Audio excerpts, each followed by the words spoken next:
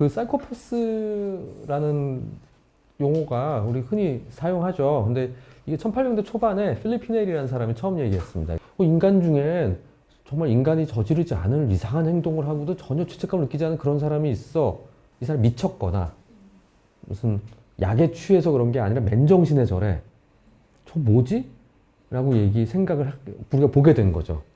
강박증이다 그러면 누구나 꼼꼼한데 이쪽 너무 끝에 가 있으면 이제 강박장애가 있다, 아니면 강박적 인격이 있다라고 얘기하는 스펙트럼의 관점에서 보는 게 아니라 이 성격질은 굉장히 특이해.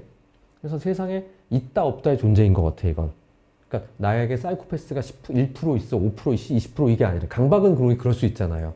죄책감의 관점에서 일종의 구멍이 뚫린 인간들이 있는 것 같다 라는 생각을 사이코패스라는 개념이 처음에 만들어졌는데, 그게 이후에 이제 반사회적 인격장애라는 현대 정신의학에서 나오게 되면 문제가 뭐냐면, 인격장애란 말 자체가 18세 이상에게 주어지게 돼요. 그래서 인격장애 분류 쭉 나오게 돼서 사이코패스가 반사회적 인격장애를 진화를 한 거죠. 근데 문제는 그렇게 되면 한 10살짜리, 15살짜리 애들도 문제인 애들이 있단 말이에요. 걔들 어떻게 해? 라고 얘기하면 사이코패스가 반사회적 인격장애를 품행장애로 갈린 거예요. 그래서 품행장애인 아이들도 어릴 때부터 싹수가 보이는 애들이 있는 거죠. 그런 애들 중에 또 10살 미만부터 동물 칼로 찌르고 방화하고 사람 때리고 하는 애들은, 왜냐면 그 10살을 중심으로 본 게 일부의 품행장애 애들은 사춘기가 타면서 시작한 애들이 있거든요. 걔들은 좀 낫다는 거야. 근데 10살 전부터 굉장히 그런 행동을 하는 거는 타고나게 썸씽이 있는 친구들일 거다. 근데 거기서 착안해서 만든 미국 드라마가 덱스터 시리즈예요. 덱스터 시리즈 보면 이제 너무 어릴 때부터 사이코패스 기질이 보이니까 그 양아버지가 얘를 데려다가 동물을 사냥하는 법을 가르치고, 나중에 성인이 되면 나쁜 놈들을 죽이는 건 괜찮아. 그걸 통해 너의 살인 본능을 충족해. 그렇듯이 인격장애 중에는 사이코패스에 대한 연구가 제일 많이 돼 있어요. 감옥에 있는 사람 75% 사이코패스거든. 근데 걔들은 할 일이 없잖아. 그러니까 스테이크 사줄게, 뭐 사줄게 그러면 다 MRI도 찍고 뇌파도 찍고 다 하는 거예요. 피검사도 하고 적극적으로 참여하는 거죠. 할 일이 없으니까. 그래서 그 사람들과 관련된 연구가 엄청 많아. 한 곳에 좀 모여 사시는 거네요. 그렇죠. 연구하기 편하게. 네. 근데 우리도 영화나 드라마에 사이코패스 볼 일이 많고, 시리얼 킬러들 관련된 사이코패스라고 보시면 되는데, 근데 이 그룹이 크게 보면 둘로 나눠서 볼 수 있어. 하나는 솔리타리 타입이고 하나는 그룹 타입이에요. 그러니까 그룹 타입은 마피아 같은 갱에서 최소한 나쁜 짓을 하긴 하는데 조직 보스의 말은 들어. 그러니까 리더십에 대한 로열티는 있는 친구들이 있어. 그러니까 최소 기본적인 사회화가 돼요. 근데 싱글 타입, 솔리타리 타입은 그것도 안 되는 론리 울프 타입들이에요. 그러니까 혼자 다니고 최소한의 어떤 인간관계나 애착 형성도 제대로 안 되는. 레옹이 원래 그런 타입인 사람인 거죠. 강박적이 자기 좋아하는 것만 하고, 그러다가 그 여자를 만나면서 이제 꼬인 거지, 일이. 혼자 지내는 타입의 사이코패스였던 거죠. 근데 그렇게 생각하시면 되고, 근데 사이코패스랑 또 한편을 볼 수 있는 게 병적인 자기애예요. 그러니까 악성 자기애가 있는 사람들이 있는데, 이게 사이코패스랑 되게 중첩이 돼요. 그래서 소시오패스 얘기가 나오는 거예요. 소시오패스라고 얘기하는 건, 사이코패스는 정말 이쪽 끝에 있으면 범죄자와 그 동네라고 볼 수도 있겠지만, 소시오패스라는 개념은 그 사회 안에서 우리가 보게 되는 사이코패스적인 기질들. 그러니까 뭐라고 생각하는데 죄의식이 없는 게 1번이고, 두 번째는 엄청나게 이기적인 거거든요. 어마어마하게. 지나칠 정도로 이기적이고 자기만 중심으로 보기 때문에 타인을 사람으로 보지 않는 거죠. 타인의 존재를. 이게 독립적인 인간으로 보질 않기 때문에 내가 얘를 죽이거나 얘를 공격하는 거는 사람 대 사람으로 죽이는 게 아니라 그냥 벌레를 한 마리 잡는 거나 사이가 없다고 느끼는. 그래서 병적인 자기애라고 얘기하는 부분과 이 반사적 인격장애 사이코패스가 중첩되는 부분이 굉장히 많아요. 현대사회에서 성공하는 사람 중에 사실은 무지무지 나르시스틱한 사람이 많거든요.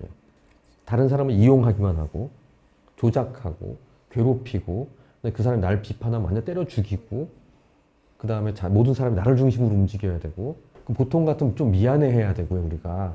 약간 뭐 유감이라도 표현해야 되고요. 해야 되는데 그게 안 되는 거예요, 이게.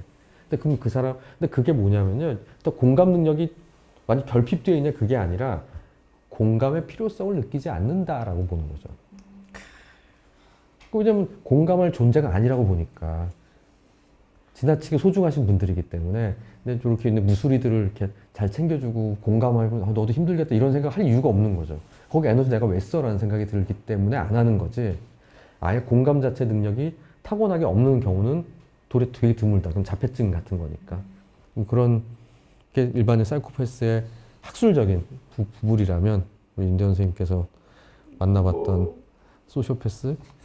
저요? 전 제가 제일 이상한 것 같아요. 그러니까 뭐 아까 말씀 주신 거 중에 강한 자기애는 진짜 많잖아요. 아, 많죠. 그리고 뭐 약간 그런 기질이 있는 사람이 이 좋지 않은 시스템에서 높이 올라갈 수 있어요. 너 나와 끝까지 가는 거야? 오늘 했던 사람이 내일 꺼져버려가 되거든요. 근데 하나도 안 괴로워. 그러니까 다 이용할 수가 있다 보니 윗사람 입장에서 보면 야, 얘는 추진력도 있고 결단력도 있고 리더십도 있어라고 생각할 수도 있어. 확 당겨놓고는 또 아니면 확 다 자르고 확 당기고 뭐 이런 게 되다 보니 그럴 수 있는데 이게 자기애라는 것도 이게 혼돈스럽죠. 자기애는 좋은 거잖아요. 근데 이제 병리 쪽에서는 좀 안 좋은 거거든요. 이게 성숙하고 소통을 한다는 게 내 에너지를 주변으로 쏴줘야 되는데 저 사람 마음은 어떨까? 저 사람과는 무슨 관심이 있을까? 뭐 이런 게 돼야 되는데 그게 안 되는 사람이에요. 그러면 이제 선생님 생각하기엔 그 자기애가 좋은 거랑 나쁜 건강한 자기애는 필요하잖아요. 그렇죠. 그런 네. 거랑 좀 이렇게 병적으로는 안 좋은 자기애를 어떻게 구별하면 좋을까요? 저를 기분 나쁘게 하면 먼저 기분이 나빠. 되게 중요합니다, 그거. 먼저 나 계속 기분 나쁘게 좋은 얘기를 하는 것도 계속 기분이 나빠. 일단 그 병적인 자기의 특징인 분들의 특징이 자기 잘못을 인정 못하는. 그리고 작은 거에도 엄청 그냥 자기가 맞다고만 하는. 건강한 자기애라는 게 원래 자라면서 만들어지는 거예요. 내가 그럼 그게 잘 발달해야지 내가 나를 지킬 수 있어요. 힘든 좌절이라든지 실패라든지 어쩔 수 없이 생기는 슬픔, 좌절 이런 부분들에서 나의 핵심이 무너지지 않고 나를 버티게 되는 되게 좋은 자양분이거든요. 사실은 그 부분들이 잘 형성이 안 돼. 안 된 상태에서 또 나는 지켜야 되겠어. 그럼 어떻게 하냐면 나를 블러핑 시키겠죠. 나 이만해. 허상이지만 완벽한 존재여야 돼. 흠집 하나 나도 난 망한 거야. 그렇게 되면 흠집 하나라도 긁어내는 놈은 나쁜 새끼고 절대 죽여버려야 돼. 라고 생각하면서 이걸 막 엄청나게 부풀려 올리는 행위를 하게 돼요. 그럼 그게 병적 자기가 더 과잉 발달하게 된다. 과잉 표현된다고 우리가 얘기를 하는 거죠. 그럼 그 얘기는 거꾸로 뭐냐면 건강한 자기애인 사람은요. 내가 완벽할 필요가 없다는 것 자체를 인정하는 사람이에요. 그러니까 나는 내가 왜 완벽해야 돼? 내가 왜 잘해야 돼?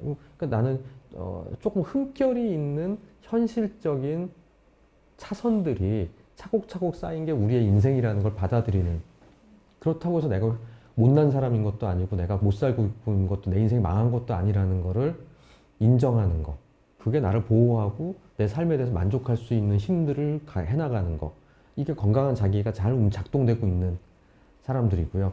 병적인 자기애가 작동되고 있는 사람들은 사실은 그 밑에 요만하다고 생각하거든요. 자기 자아가 너무 약하게 사실은 되게 취약하기 때문에 허세를 부리는 거죠. 자기 블러핑하고 크게 하고 나 잘난 척하고. 근데 이제 그래서 두 가지가 필요하죠. 하나는 그런 진짜 자기의 좀 병적 자기애를 가진 분들은요. 그건 진짜 잘 감별을 하셔야 돼요. 그런 분이 친구만 돼도 너무 힘들고요. 예를 들어서 배우자? 헐. 많아요. 근데 이게 그분들이 확 잘하기 때문에 막 헷갈려요. 그래서 이게 좀 잘못 가면 막 폭력 행사도 나오기도 하고요. 예, 막 그런 경우도 많습니다. 그래서 그거는 좀 감별이 필요한데 또 하나는 거꾸로 내가 자기애적 그런 병적 자기애적 문제는 아니어도요. 내 컨디션이 나쁘면요. 문제 있는 쪽으로 내가 갈 수가 있어요.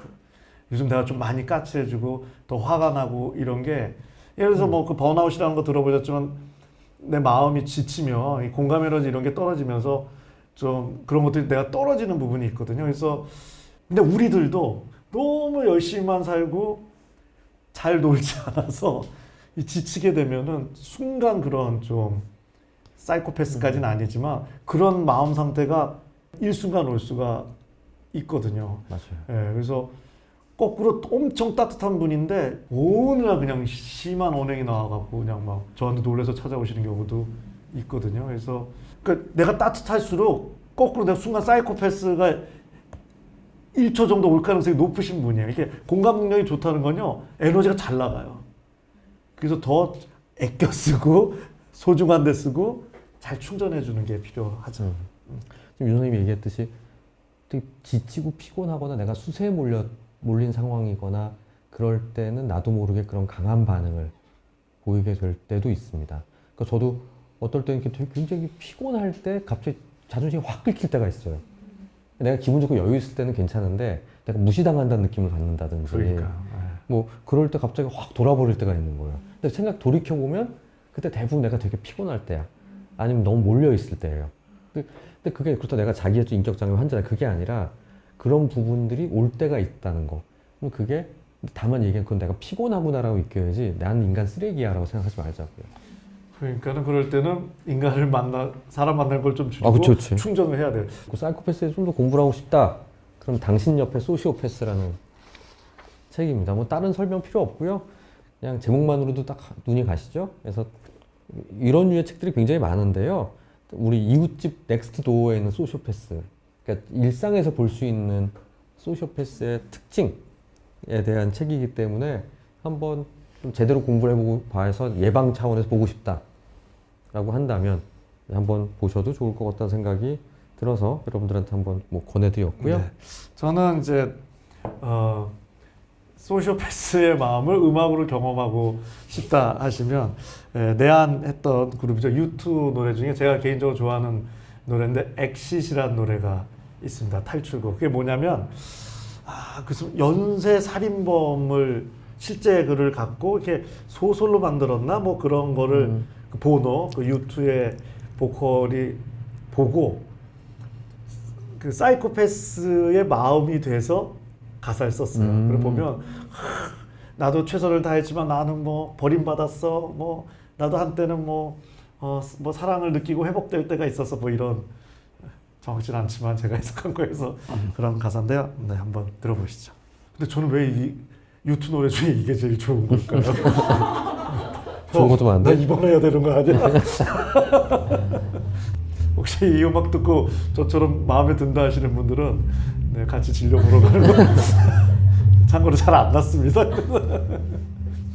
오늘 주제는 이제 사이코패스, 소시오패스라는 그런 어떤 사람들인지, 근데 거기에는 강한 자기애가 연관돼 있어서 사실은 굉장히 강한 병적인 자기애가 있는 사람들, 건강한 자기애와 병적인 자기애를 좀 구별하고, 그렇다고 내가 자기애가 인격장애 환자라는 게 아니라 나도 모르게 병적인 부분들이 드러날 때도 있을 거란데, 알고 보면 나라는 사람 성격 문제가 아니라 실은 상황적으로 지치고 피곤하고 예민해져 있을 때 그럴 가능성이 있겠다. 그럴 때는 윤 선생님이 얘기했듯이 좀 쉬고 휴식을 취하고 좋은 음악 듣고 뭐 술 한 잔